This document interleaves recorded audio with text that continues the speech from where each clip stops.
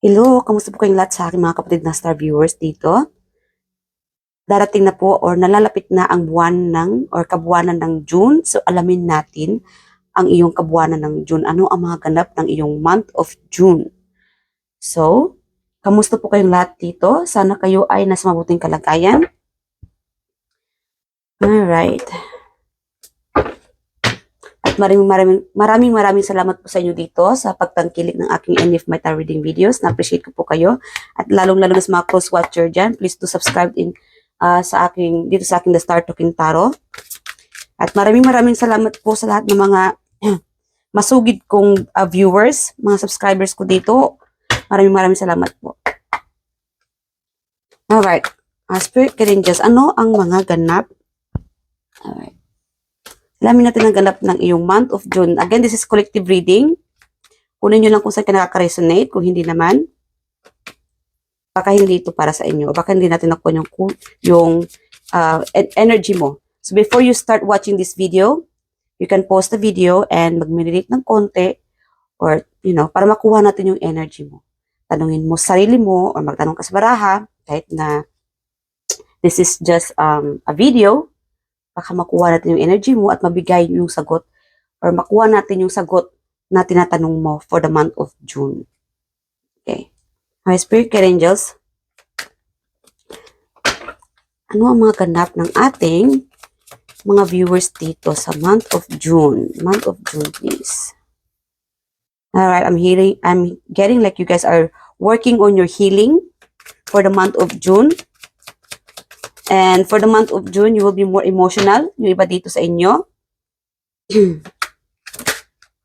Okay.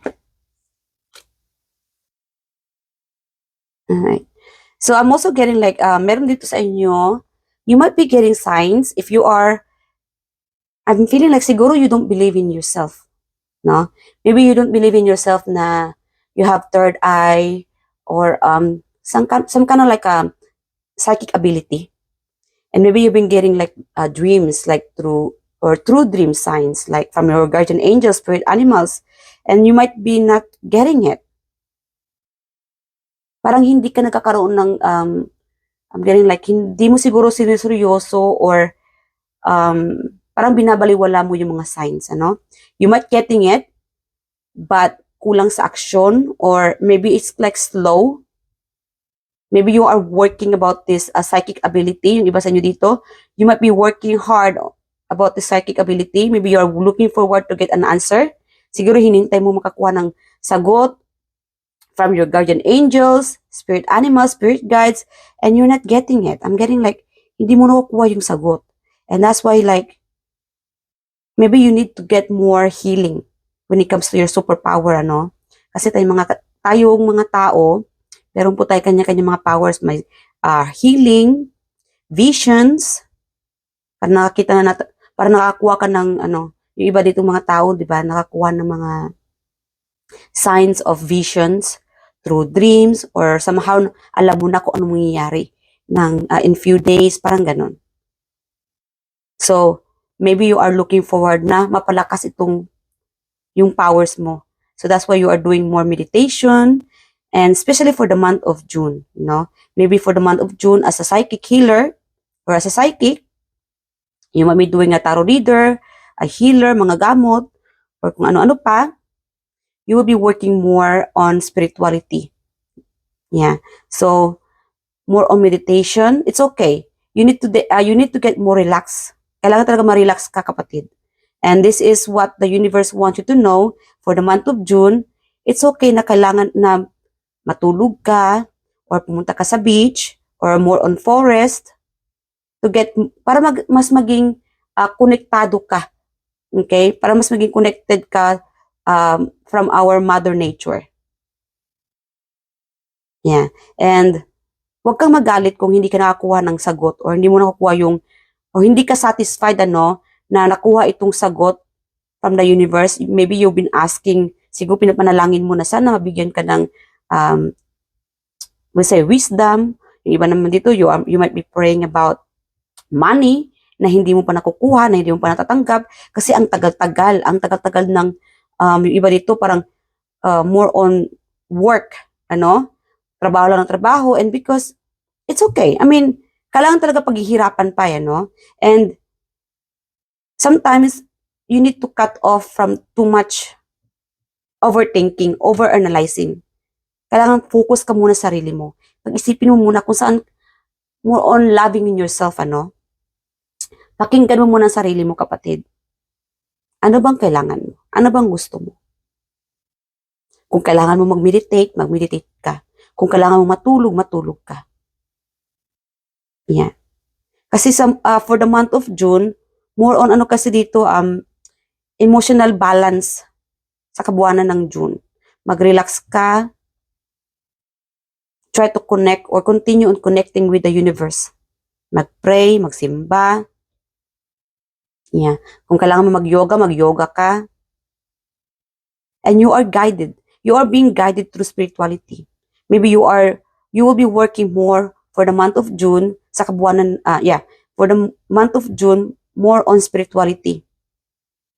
Sa sarili mo. Work more about yourself. Kailangan talaga meron kang peace of mind. Yeah, cut off mo muna yung pagiging, yung be surrounded with people.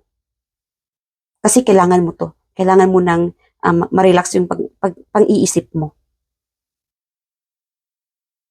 Yeah. Para magkakaroon ka ng peace of mind.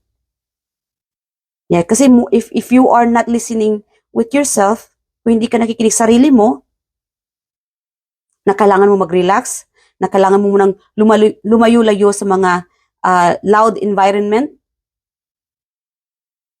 Yes. Again, hindi ito makakaresonate sa lahat, ha? Kunin nyo lang kung saan ka nakakaresonate. Kailangan mo muna mapag-isa. Normal lang yun. Wag you don't have to take the others advice na lagi ka lang nag-iisa, parang pinagtatawanan ka siguro kung bakit nag-iisa ka na lang palagi, bakit parang aloof ka sa mga kaibigan mo. Siguro you might be getting invite, especially for the month of June. There will be like invitations. You will be receiving invitation, and it's okay to turn them down. It's okay kung hindi mo tatanggapin yung mga invitation. Just once. Just at this moment lang. Kasi more on parang hindi mo kasi feel. Kung hindi mo feel na makihalubilo sa mga taong ito, it's okay. Mag-isa ka muna. Mag-relax ka na lang muna because your body and soul need it. Yeah, continue on connecting with yourself, with your soul. Follow your intuition because your intuition is guiding you through the right path, sa tamang daan. At wag mong pansinin yung mga taong pinagtatawanan ka kung mas pinipili mong mag-isa. Kahit na sabihin natin, it's gonna be fun, kapatid, kaibigan.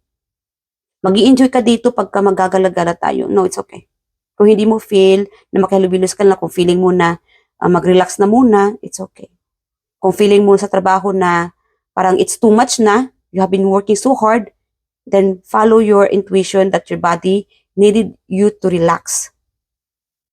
Yeah. Mag-meditate ka, mag-yoga ka kung kailangan mo, manalangin, or kailangan mo lang talaga ng area na, or magpunta sa isang area na ikaw lang muna mag-isa at makapag-isip ka ng maayos. And then later on, back to reality. Okay? You will be getting an answer that you are seeking or you are looking for. Itong mga hinintay mong sagot, or siguro you've been waiting na matanggap itong pera. Maybe you are looking forward na to receive this money, but lately, parang konti-konti lang yung natatanggap mo. It's like, it's not enough. So kaya siguro, todo panalangin ka sa Panginoon. Again, it's not because pinapanalangin mo to sa Panginoon, in instant, ibibigay agad sa iyo ng bonggang-bongga. No. Depende din sa sitwasyon natin eh. It depends of what the universe sees you about how you are working so hard when it comes to your finances. And then, when the time is right, darating ito at matatanggap mo sa kabuuanan ng June. Again, relax ka muna, mag-relax muna, maging kampante ka muna. And you don't have to worry about receiving all of this invitation, these messages. It's better not to be away from these toxic people, toxic environment. Like again, Hindi porke na natanggap these people inviting you, sending you message, you have to go with them or you have to be with them. If your intuition is telling you na, I don't want you to go in there, I don't want you to join with them, then follow your intuition. Your soul knows best what's best for you. Yeah. Especially when it comes to your spirituality, psychic ability for the month of June. Yeah. More on healing. You will be working more on healing for the month of June. And you are being guided spirituality. This is like more on spiritual journey. You are on your spiritual journey for the month of June. Healing. Okay? Yeah. So what else more, spirit guide angels? Yeah. You might be feeling imbalanced when it comes to your finances, ano? And kasi pagka more on focus ka sa sarili mo, you are avoiding this toxic people, toxic environment. Siguro sa trabaho, pagod na pagod ka na.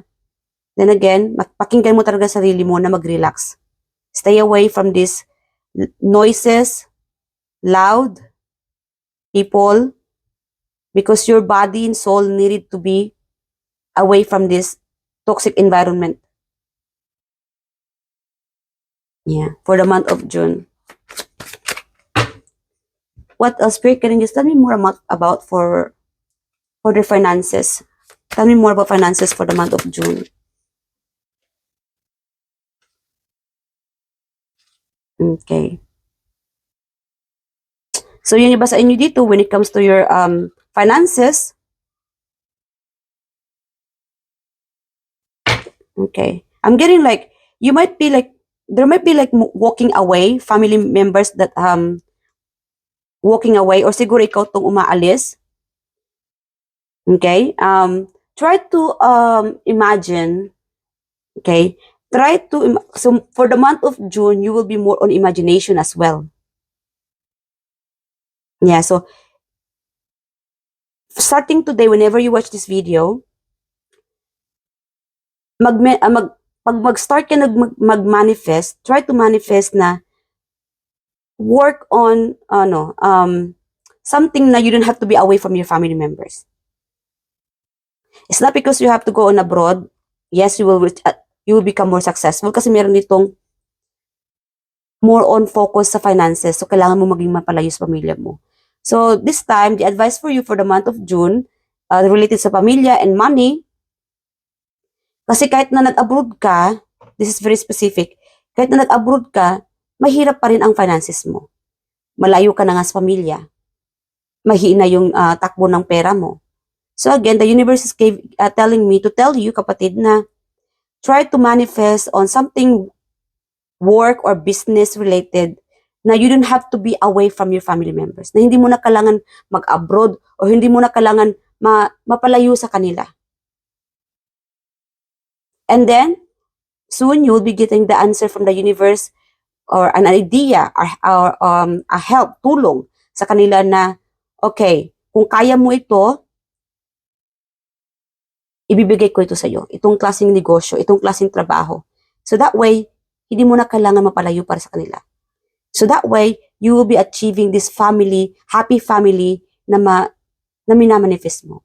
So, starting today, mag-manifest ka something na pag-related sa pamilya, trabaho, mahal sa buhay. Yeah. Kasi meron dito akong nakukuha ang energy na lately, parang napalayo ang loob ng pamilya mo sa'yo. Kasi busy ka sa trabaho. Or siguro, ikaw itong nag-walk away. It could be a group of friends na nag-walk away ka sa mga kaibigan mo. And I'm also getting like for the month of June, you'll be getting invitations from friends or family gathering. And ikaw siguro din itong laging nag-walk out or nag-walk away, or somehow yung invitation you always like turn down. Hindi mo tinatanggap yung invitation nila, o siguro hindi ka talaga sumisipot sa mga party or gathering. But again, hindi rin healthy kung lagi ka namang kulong sa bahay. So pakinggan mo na lang ang sarili mo, kapatid, because you are being guided by the universe. Kung hindi mo feel itong mga taong ito, it's okay. So Kasi meron din naman, kung nakikiparty ako palagi, wala naman sila may bibigyan tulong sa akin. Puro gastos lang dito, kaliwat kanang gastos. So might as well, sa bahay na lang ako, makakatipid pa ako. And that's alright, guys. If that's your mindset. Kung ayaw mong gumastos sa mga gala, sa mga party, that's okay. You just have to tell them the truth. Kung anong totoong reasons kung bakit ayaw mong tumuloy or pumunta sa mga party na ito. It's because you are saving up money. Kasi meron din dito na mas focus ka for the month of June, you'll be focusing on kung paano mo buhayin ang iyong pamilya. Kung paano kayo magkita ng person mo. Kasi more on focusing sa finances, sa pamilya, sa trabaho, sa journey. Meron ditong kasi magta-travel for the month of June. You might be going home. Meron kasing uuwi ng June. And maybe you are worrying about your finances. Kasi uuwi ka, magkano lang yung kita mo, magkano yung naipon mo. Parang halos wala ka naman yatang naipon. Parang ikaw lang yata itong nag-abroad o nagtatrabaho na halos wala ka namang kinikita. Okay? So siguro talagang lagi mo pinapanalangin sa Panginoon na sana may I'm hearing like na sana may himala. That's the energy that I'm getting. Sana may mangyaring himala, no? Uuwi ako or sana I really want to do something. So this is gonna be you for the month of June na ang dami mong plano. Yeah. Gusto mong, meron itong, gusto mong kumawala sa bahay, gusto mong makaalis, kasi feeling mo trap ka, whatever situation it is, siguro sa trabaho, a group of people, or sa pamilya, siguro trap ka. And again, for the month of June, you will be continue on building your dreams. So again, focus sarili, focus on manifesting. For the month of June, this is the right time to do not give up. Kasi meron ditong mag-give up sa pangarap eh. Give up sa pamilya. Parang siguro gusto mo ng makalaya. Meron itong makalaya. Again, whatever you are manifesting, mag-manifest ka na for the best. Hindi yung mag-manifest ka ng hindi maganda sa kapwa. Kasi alam mo na yung karma is a bitch. Hindi rin maganda ang balik sa'yo. So, focus sarili, manalangin, i-manifest mo kung tungkol sa pera, kung hindi man to nag-work ang finances mo, then try something new, a different. Kasi the universe is sending you another idea. Siguro you might, for the month of June, you might be getting an idea na siyang makapagbibigay sa'yo ng yung ma-excited ka. Pag once na makuha mo itong idea nito, then do some movement. Kasi meron itong, you are getting an idea, nagkakaroon ka ng idea, but walang action. Wala kang ginagawa. Kasi para bang binablock mo yung energy of abundance. So if you are getting an idea from the universe, then hindi to oras para tulog lang, nakahiga lang, nakatihayan, nanonood ng TV. Again, if you are getting an energy of an idea from the universe, then make some action. Para dream come true. Hindi naman kailangan na si universe pa ang magtatrabaho para sa'yo, para ibigay sa'yo yung hinihiling mo, ano? So, you need to do some actions. Kailangan talaga gagawin mo. Yeah. More on determination kasi, meron kasi ditong kulang sa kakayahan, kulang sa determinasyon. So again, work more about yourself, what you can do, and manifest it. Kung ayaw mo mag-abroad, kung pagod ka na sa pag-abroad, maybe this time, mag-manifest ka na something na kaya mong gawin, kung saan ka magaling, and use it. And then the universe will give you this tulong, assistance financially, na ma-build itong pinapangarap mo. It could be your dream home, or mabuo itong pamilya mo. Meron kasi ditong, ikaw itong, parang, ng pamilya eh. Bumubuo sa pamilya. Siguro ikaw itong nagtatrabaho para mabuhay itong mga anak mo, itong pamilya mo. And that's your wish na sana mabuo itong pamilya mo. And, yes, continue. For the month of June, continue on manifesting your dreams. You are in a journey of para maging successful ito or para maisakatuparan or mabuhay itong pinapangarap mo. So, manifestation for the month of June. Kailangan talaga work so hard. Gawin mo tong action nito. Hindi na oras para para lagi nilang nakaupo or nakatihaya. And believe in yourself. Determination ang kailangan for the month of June. So hanggang dito na lang mga kapatid. Mag-ingat po kayo palagi. Asa nag-enjoy kayo sa reading na ito. Mahal na mahal ko po kayo at maraming salamat. And I'll see you guys next time. Bye!